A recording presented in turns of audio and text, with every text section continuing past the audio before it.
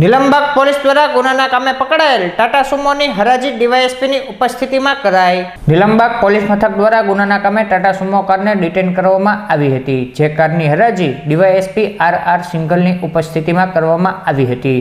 આ કારની અંદાજિત કિંમત 13,400 કરાઈ હતી, જે કારની ખરીદી કરવા માટે મોટી સંખ્યામાં વેપારીઓ આવ્યા હતા અને કારની હરાજી કરવામાં આવી હતી।